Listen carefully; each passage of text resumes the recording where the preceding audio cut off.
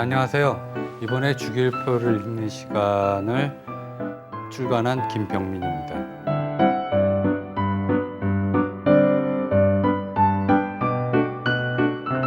모든 원소를 다 설명할 수 없기 때문에 오늘은 특별하게 탄소를 중심으로 어떤 이야기를 펼쳐나가 보려고 하고 있습니다.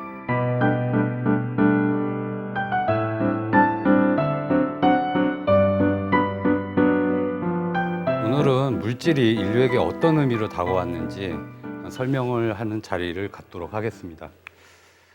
우선 제가 이번에 신간을 냈던 주기율표를 읽는 시간에 2부에 보시면 원소 118개에 대해서 자세히 설명을 해놨는데요.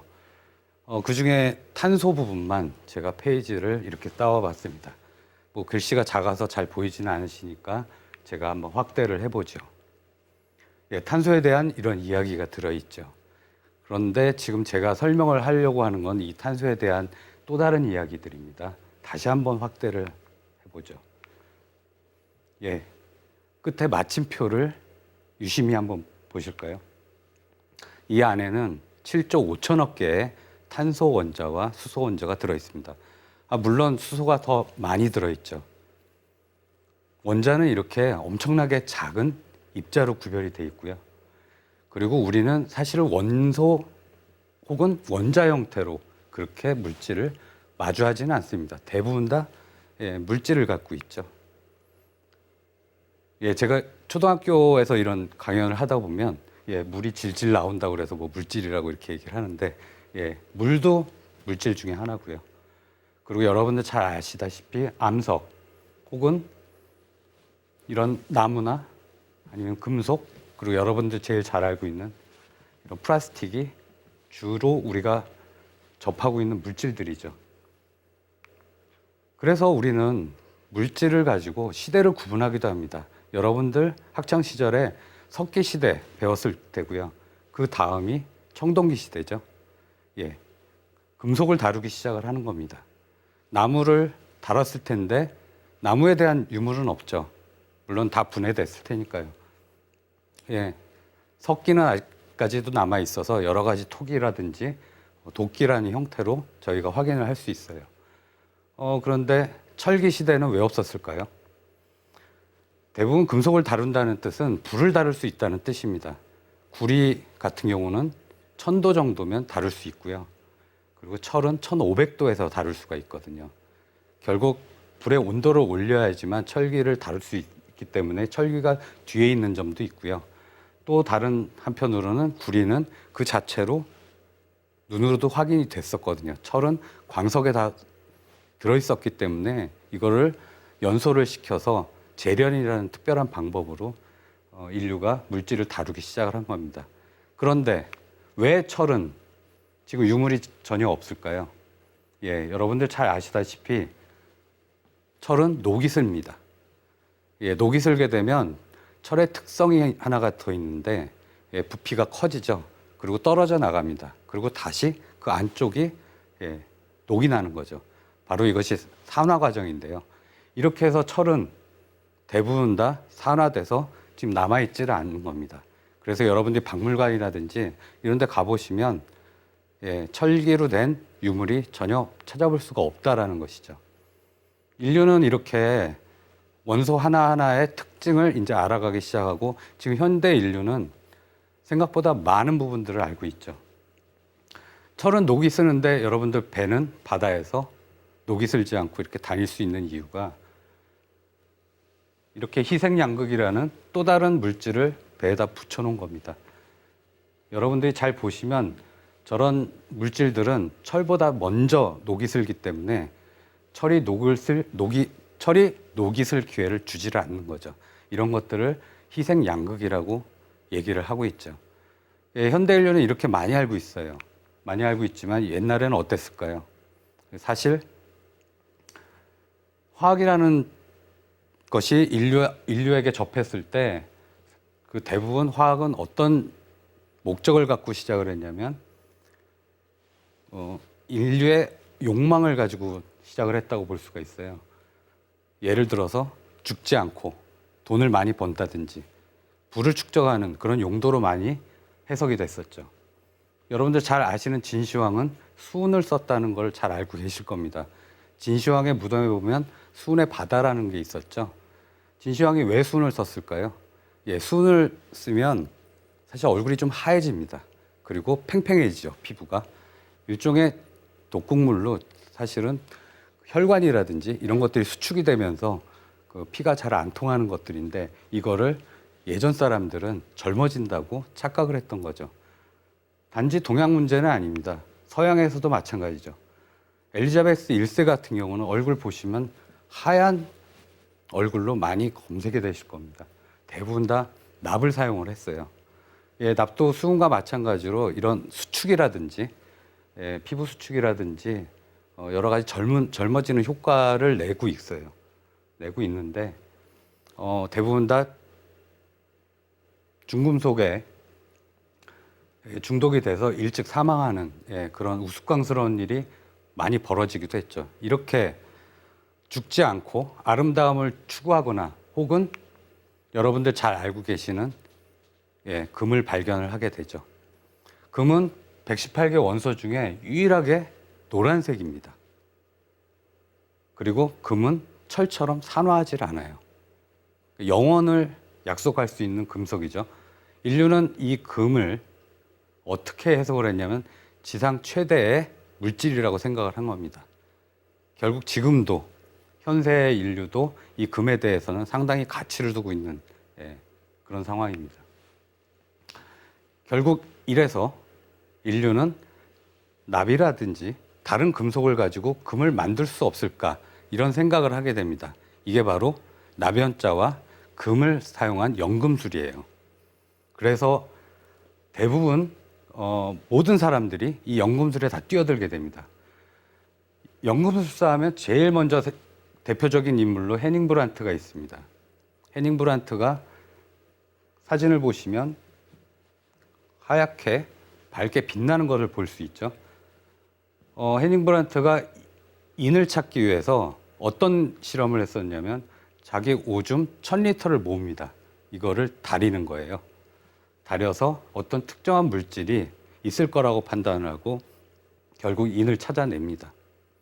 인류는 상당히 이런 우스꽝스러운 작업을 통해서 화학을 발전시켰는데, 간혹 가다 보면 연금술사들을 마치 주술사나 마술사처럼 생각하고 있는 경우가 많습니다. 왜 그러냐면 그들이 발견한 것들을 대부분 다 어떤 특정한 기호로 놨었거든요. 이게 저희가 보고 있는 사실 주기율표 중에 하나입니다. 하지만 연금술사 중에 대표적인 인물로 아이작 뉴턴이 있습니다. 여러분들이 만유인력이라든지 물리학에서 고전 물리학에서 대가라고 알고 계시는데요. 사실은 이 아이작 뉴턴도 연금술사 중에 하나였었고요. 그 문학가인 볼프강 폰 괴테도 마찬가지로 연금술사입니다. 이렇게 금속을 가지고 다룰 수 있으면서 또 다른 물질을 만들려고 했던 이런 노력들이 사실은 현대화학에 기여를 했다고 해서 연금술을 그 화학의 시초라고 보고 있습니다. 그런데 연금술이 또 다른 기여를 했는데요.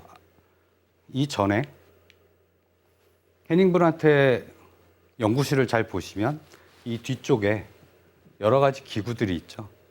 이 실험기구들은 지금 현대에도 사용을 하고 있습니다.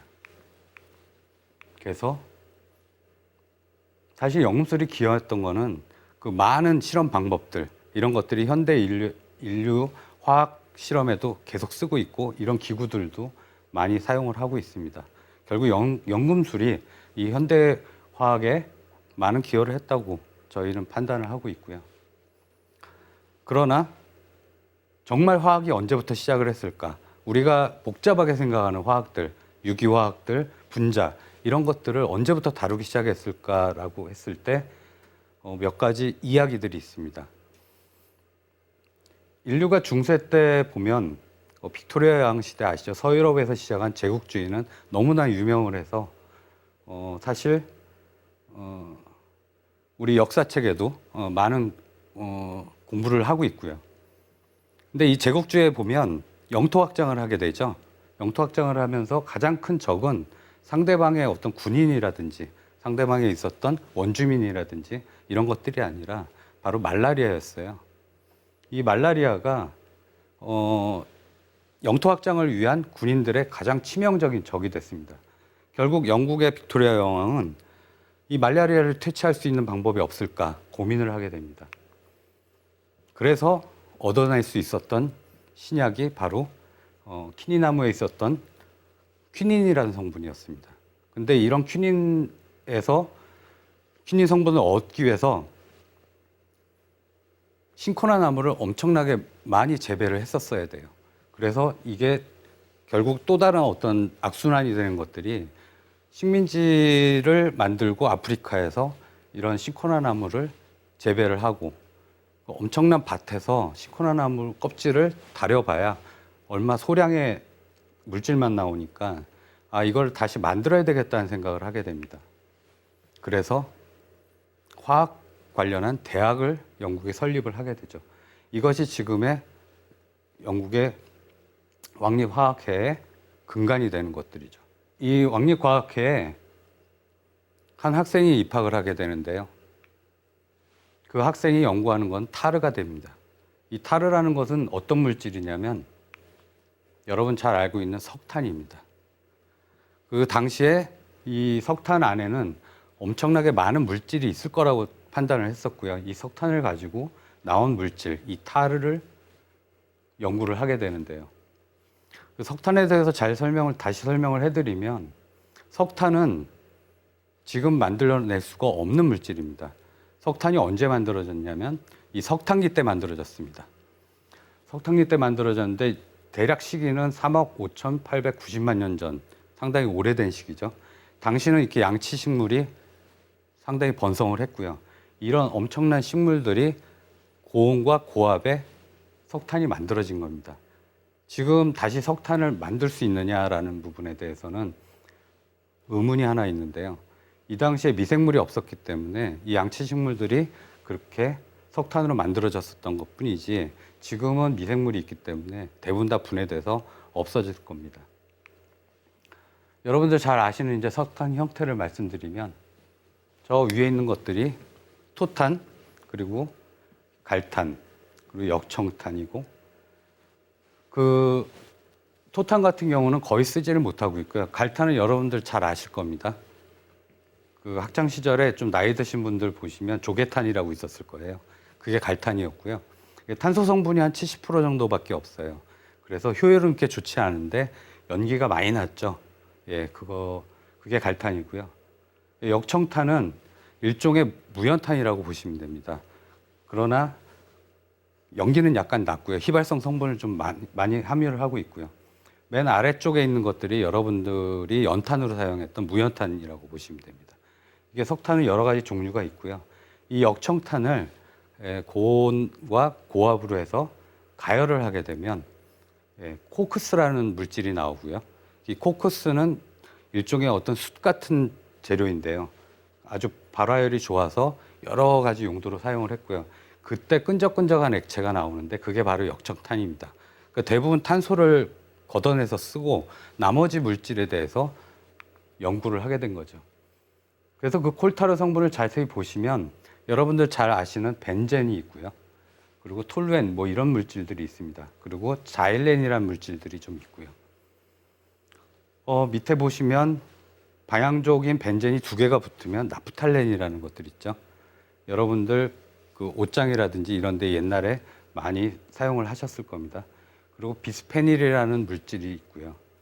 그리고 안테르센이라는 물질도 나옵니다. 그리고 위에 보시면 크레졸이라는 물질이 나오죠.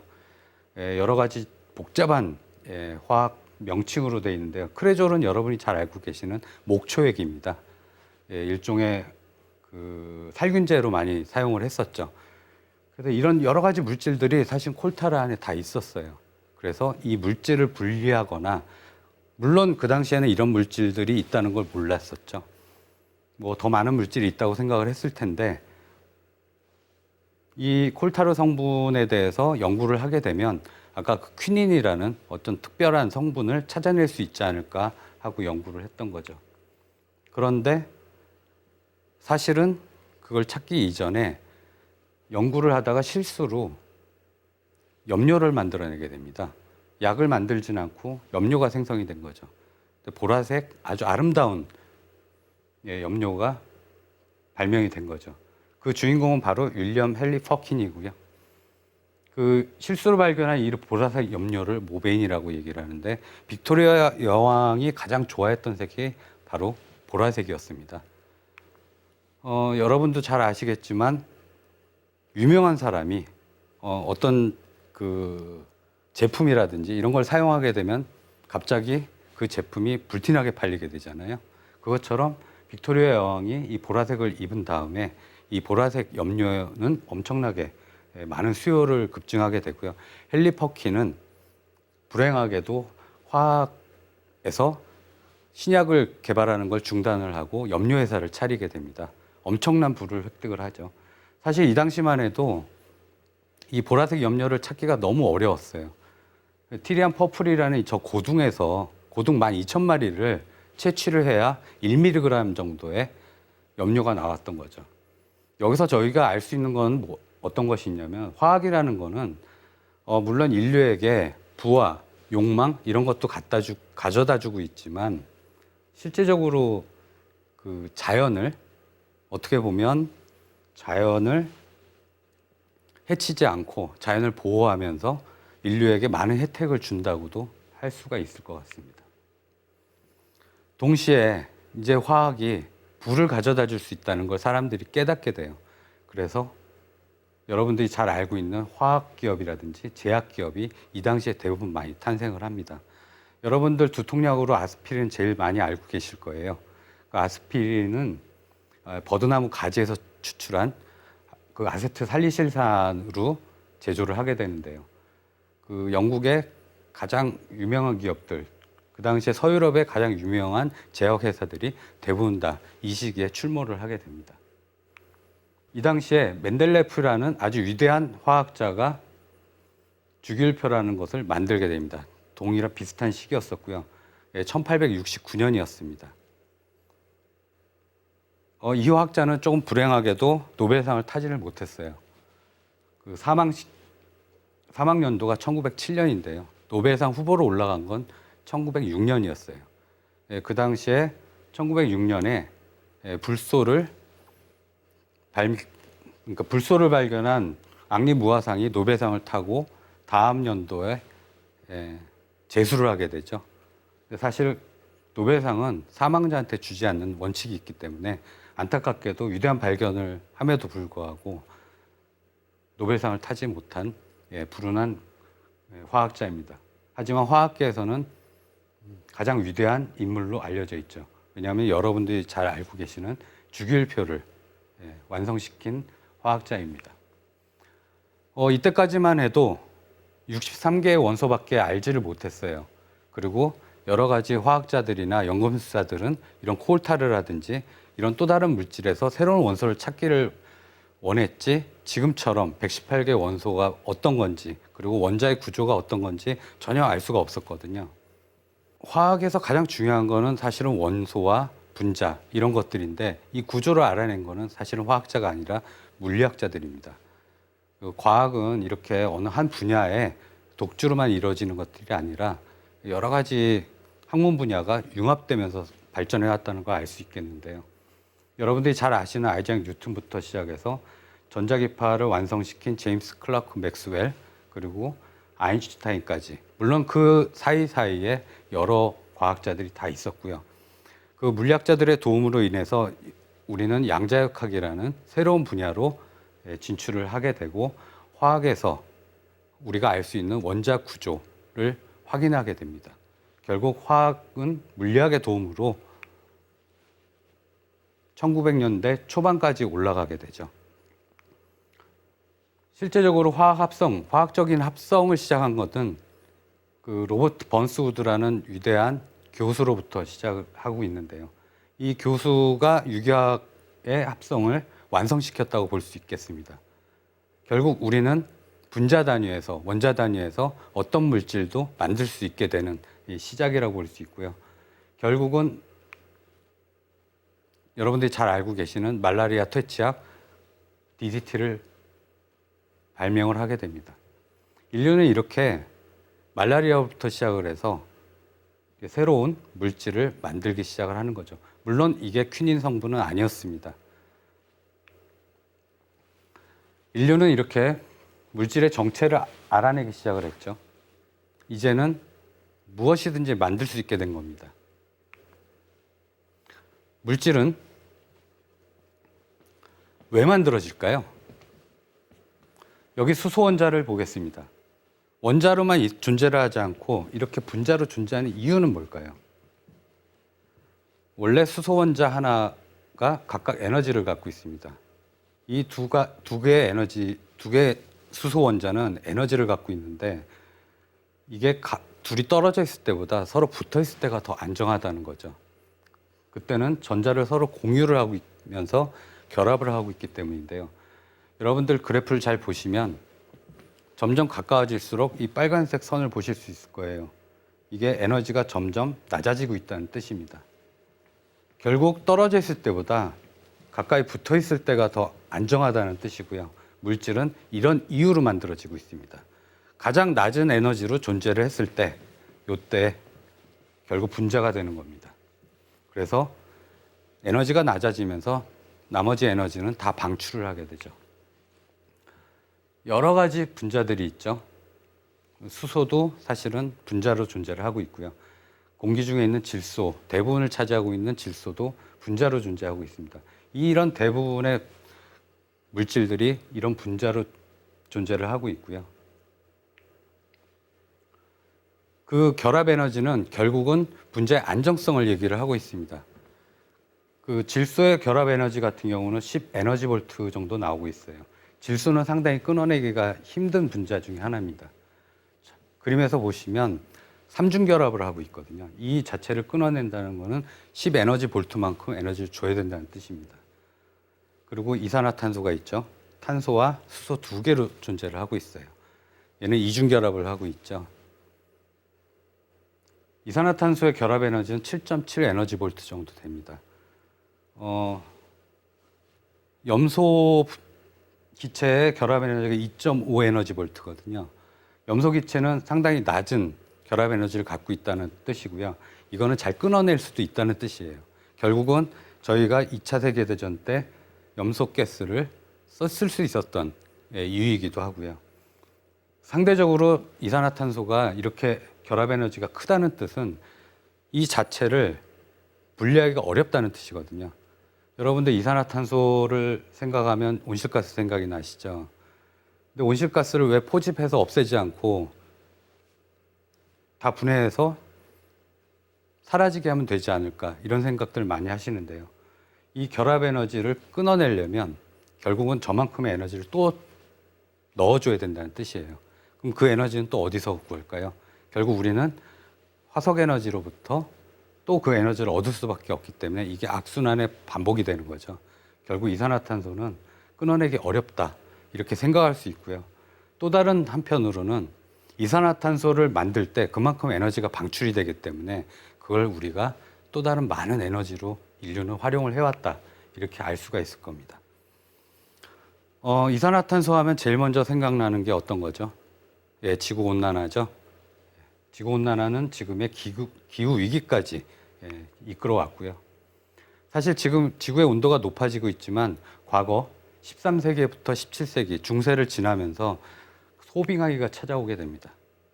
이 소빙하기 때 대부분 다 연료를 목재를 썼어요. 목재를 썼는데 이제 목재가 다 바닥이 났죠. 그러면 어떻게 해야 될까요? 그 전에 석탄은 어떤 용도로 썼냐면 지난번에 말씀드렸듯이 재련에 쓴다든지 공업용, 그 다음에 기차라든지 이런 데다 썼을 거예요. 그런데 이제 난방용으로 써야 되는 상황이 된 거죠. 그래서 석탄을 많이 썼어요. 지상에 석탄이 널려있던 걸 다 썼고, 자, 이제 석탄이 어디 있을까요? 대부분 다 땅에 묻혀 있죠. 예, 땅에 묻혀져 있으니까 갱을 파게 됩니다. 여러분들 땅굴을 파게 되면 가장 먼저 알 수 있는 게 지하수가 유출된다는 걸 알 수 있을 거예요. 그래서 지하수를 없애야 되겠죠. 예. 그 지하수를 퍼내야 될 펌프가 필요했던 거예요. 그 당시엔 양수기가 없었죠. 그래서 만들어낸 것이 사실은 증기기관입니다. 우리가 증기기관 하면 산업혁명으로 바로 직결돼서 생각을 하고 있는데 산업혁명을 이끌기 위해서 증기기관이 만들어진 게 아니라 사실은 이 난방연료를 찾기 위해서 이 증기기관을 만들었고요. 제임스 와트가 증기기관을 만들었다고 많은 분들이 알고 계시지만 사실은 뉴커먼이라는 분이 증기기관을 먼저 만들었었고 제임스 와트는 그걸 개선한 발명가라고 생각하시면 되겠습니다. 사실 이 증기기관은 일종의 외형기관이에요. 그 밖에서 열 에너지를 가지고 물을 데우고요. 물에서 나온 수증기를 가지고 다시 기계적인 에너지를 바꾸는 그런 열기관의 한 종류고요. 효율은 상당히 낮습니다. 여러분들 백열전구가 5% 정도의 효율을 갖고 있거든요. 전기 에너지를 빛 에너지로 바꾸는 게 지금은 LED로 다 바뀌어 있잖아요. 일종의 증기기관은 외형기관인데 이 자체가 5% 정도의 효율을 갖고 있었던 거예요. 그러니까 인류는 내연기관을 개발하기 희망을 했죠. 왜 그러냐면 실린더 안에서 연소를 시키면 오히려 그 열 에너지를 대부분 다 기계 에너지로 바꿀 수 있으니까요. 그런데 실린더 안에서 석탄을 태우면 어떻게 되죠? 여러 가지 물질들이 남게 되죠. 그걸 걷어내고 또다시 사용할 수가 없었어요. 그래서 내연기관 개발은 조금 더디게 진행을 하게 됩니다. 그런데 인류에게 하나의 축복이 다가오죠. 1859년에 미국의 에드윈 드레이크가 석유를 발견하게 됩니다. 이 당시에 석유는 어떤 용도로 많이 썼었냐면 이 당시에 석유는 대부분 다 조명용으로 많이 썼어요. 왜냐하면 기름이 많이 필요했었거든요. 그런데 이 석유가 내연기관의 발전을 급속하게 갖고 오게 됩니다. 왜냐하면 석유라는 물질은 석탄과 달리 대부분 다 연소하면 별로 재가 남지를 않거든요. 그래서 이게 다시 유럽 쪽으로 가서 내연기관을 발전시키게 되죠.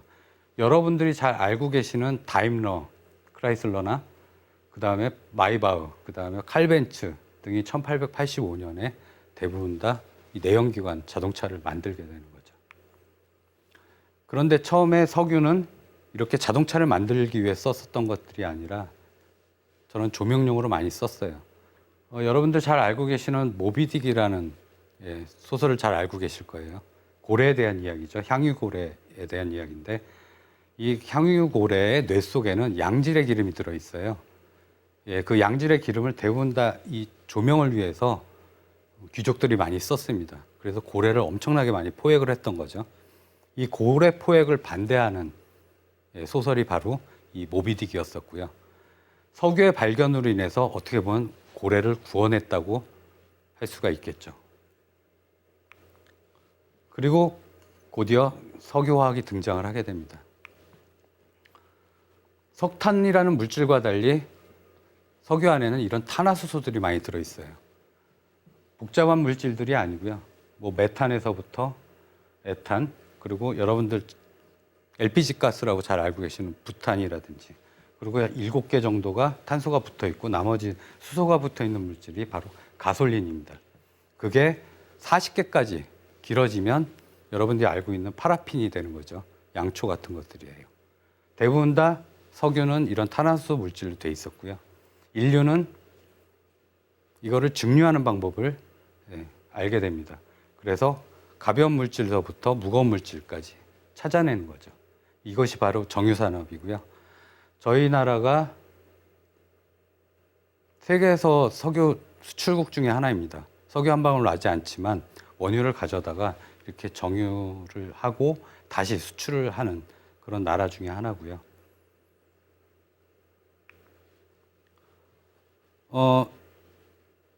석유 산업하면 제일 먼저 생각나는 것들이 플라스틱일 거예요.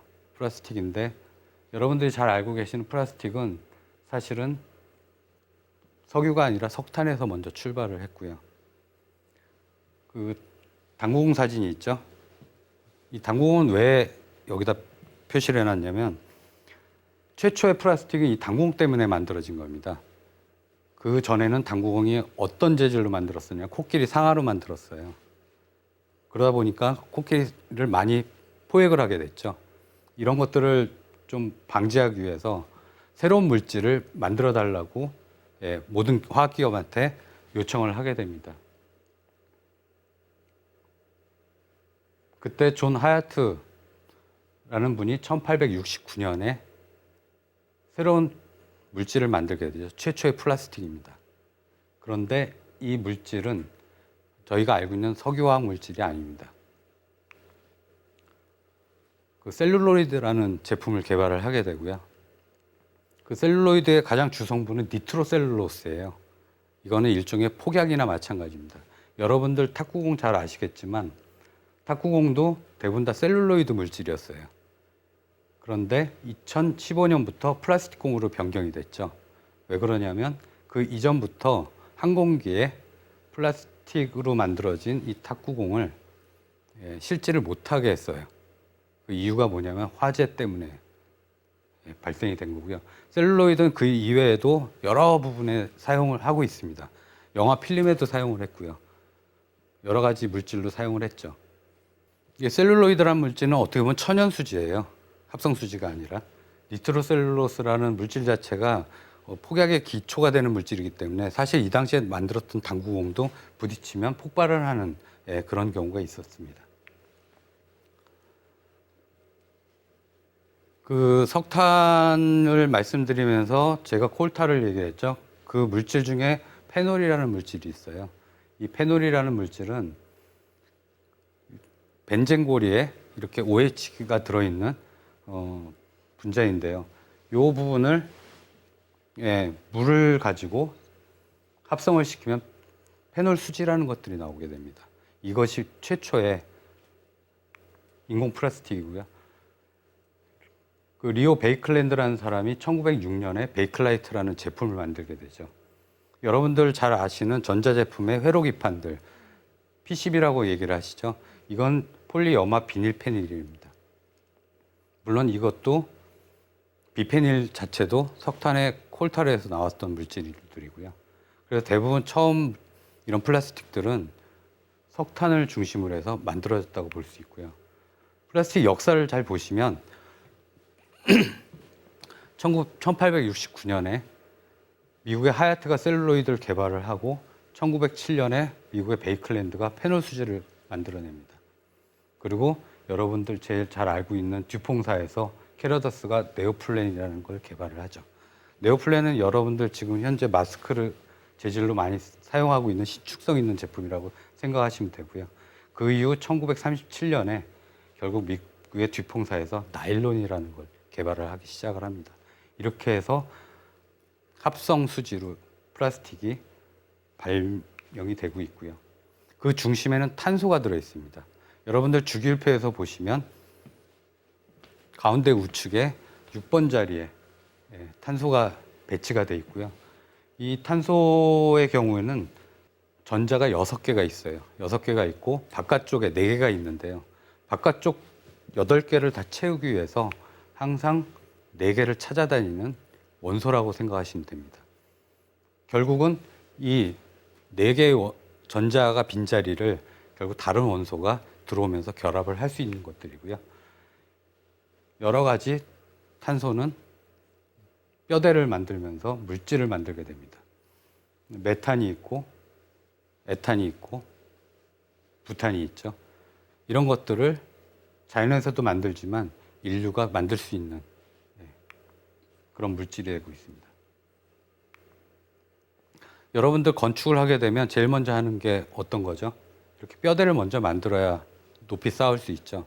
마찬가지로 탄소도 그런 뼈대를, 분자 뼈대를 만들 수 있는 가장 중요한 원소가 되겠습니다. 나일론을 좀 보실까요? 나일론을 보시면 가운데 자리 잡고 있는 것들이 대부분 다 탄소고요. 그 주변은 수소와 다른 물질들이 자리를 차지하고 있습니다.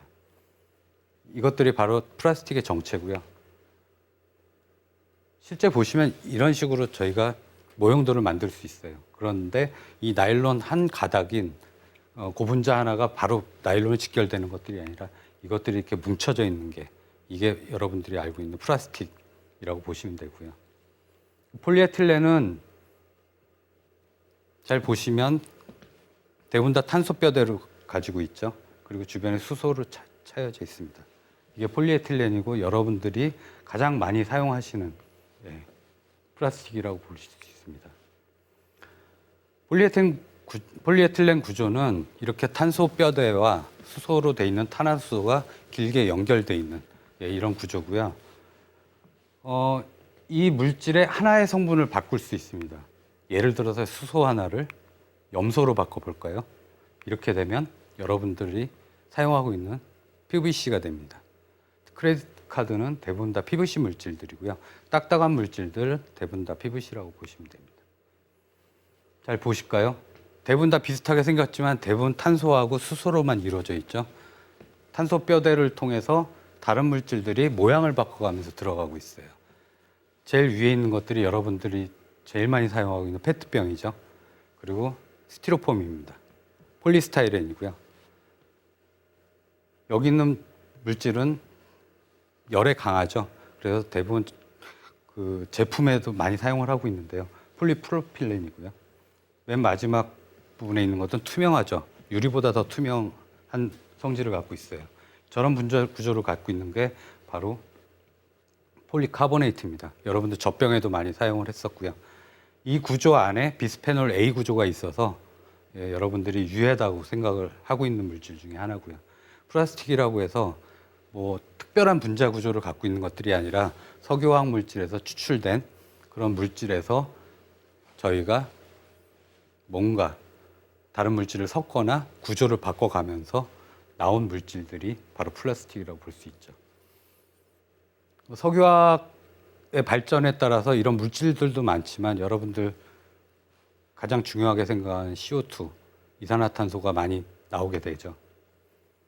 그래서 저희가 지금도 고민하고 있는 것들, 미세먼지, 중금속, 화학물질 이런 것들이 결국 지구온난화를 지금 이끌고 있는 것들이죠. 여러분들 잘 아시다시피 지구온도는 상당히 급상승을 하고 있어요. 지구온난화 때문에 이런 현상이 벌어지고 있고요. 지금 현재는 기후 위기로 이미 이제 넘어가고 있는 단계라고 잘 아실 거예요. 그런데 그 이산화탄소를 없앨 수 없다는 것들이 지금까지 말씀드렸던 분자는 그렇게 결합이 돼 있었고 그 결합을 끊어내기가 어렵다는 거고 인류는 이산화탄소를 발생시키면서 에너지원을 얻었다 이렇게 생각을 하시면 될 것 같죠. 지금까지 플라스틱은 유용하게 쓰고도 있지만 상당히 위험하다고 생각을 하고 있고 그리고 뭐 미세 플라스틱 같은 것들이 지금 몸 안으로 들어오고 있다 이런 보도도 많이 들으셨을 거예요. 그리고 몸 안에 들어오는 그 중금속들, 수은이라든지 납이라든지 이런 것들을 생각을 했죠. 그리고 그 지구 온난화로 지구 자연 생태계가 해쳐지는 것들을 생각을 했을 거예요. 지금까지 내 몸으로 들어오는 이런 수은만 걱정을 한 거죠. 이 사진 많이 보셨을 거예요. 몸 안에 죽은 생명체의 몸 안에 플라스틱이 가득 차 있죠. 석유는 석탄이라든지 석유 같은 것, 화석연료 같은 것들은 대부분 다 지구가 인류한테 물려준 유산이에요. 저희가 그거를 과학기술로 잘 가져다 썼잖아요. 이 사진은 발리 사진인데요. 여러분들 서핑을 일종의 버킷리스트에 넣어 놓으신 분들이 많을 거예요. 이런 아름다운 해변에서 서핑을 하는 거를 일종의 꿈이라고 생각하시는 분들이 많을 텐데 이거 제가 작년 7월에 발리에 직접 갔다가 찍은 사진입니다. 이건 제가 직접 찍은 사진이고요. 아침에 이렇게 쓰레기가 많이 해변으로 몰려 들어오고 있어요. 이게 대부분 다 선진국 쪽에서 여러분들 저희가 포함한 아시아라든지 유럽 쪽에서 사용했던 플라스틱들이 다 몰려서 적도 근방에서 해류를 타고 다 이쪽으로 밀려드는 겁니다. 석유화학 관련해서 석탄과 석유와 화석연료를 지구한테 우리가 유산으로 물려받았잖아요. 그리고 우리는 과학기술 발전을 통해서 여러 가지 물질들을 만들었어요. 그리고 우리는 다시 지구한테 무엇을 주고 있는지 좀 생각을 해봐야 되지 않을까 생각을 하고 있습니다. 지구 대멸종의 시간들이 있었어요. 예, 1대 멸종부터 2대 멸종, 3대 멸종까지 해서 여러분들 잘 알고 계시는 5대 멸종은 6,500만 년 전에 있었죠. 예, 그 소행성 충돌로 인해서 대부분 다 공룡이 멸종이 됐고 저희 인류가 최종 포식자로 전 지구를 조절을 하고 있죠. 이 당시에 멸종률은 75%였고요. 최종 포식자인 공룡은 대부분 다 멸종을 했다고 보시면 됩니다. 지금은 6대 멸종을 얘기하고 있어요. 파울 크리천이 2000년대에 새로운 지질 시대를 제안을 했죠. 여러분들 알고 있는 뭐 주라기의 홀로세라든지 이런 지질 시대에서 인류세라는 걸 제안을 합니다. 왜 그러냐면 지각에 방사능이라든지 화학비료 그리고 플라스틱이라든지 이런 물질들이 특별하게 특징적으로 나타나고 있다고 그래서 인류세라고 얘기했고요. 1820년대부터 6대 멸종은 시작됐다고 얘기를 하고 있습니다. 항상 대멸종이 일어나면 최종 포식자는 대부분 다 멸종을 하게 돼 있어요. 6대 멸종에서 지금 현재 최종 포식자는 누굴까요? 저희 인간이거든요. 결국 우리가 지구한테 어떻게 하고 있는지를 잘 생각을 해봐야 되지 않을까라는 생각을 하고 있고요. 기후위기에서부터 시작을 해서 사실은 석유화학이 발전을 했잖아요. 그런데 다시 저희가 또 기후위기를 만들고 있는 겁니다. 이 악순환의 고리를 언젠가 끊어야 될 거라고 생각을 하고 있고요. 지금 저희가 할 수 있는 것들은 이거를 인식하는 일밖에 없습니다. 그리고 쉽게 할 수 있는 건 해야 되죠. 저희가 사용하지 않을 것들, 예를 들어 자동차를 덜 타고 플라스틱을 좀 덜 쓰고 분리수거를 잘 하고 이런 것들이 상당히 불편할 거예요. 불편하지만 해야 된다고 저는 얘기를 하고 싶고요. 강연을 마치면서 마지막으로 말씀드릴 거는 이런 인식을 위해서 저희한테 도움이 되는 것들은 화학을 알아야 될 텐데 화학을 단순하게 공포스럽거나 두렵게 생각하는 것들이 아니라 이번 신간이었던 제 주기표를 읽는 시간에서 하나하나 원소에 대한 특징들 이런 것들을 공부해 나갈 수 있는 그런 좋은 시간이 됐으면 하는 바람입니다. 예, 이상 강연을 마치겠습니다. 감사합니다.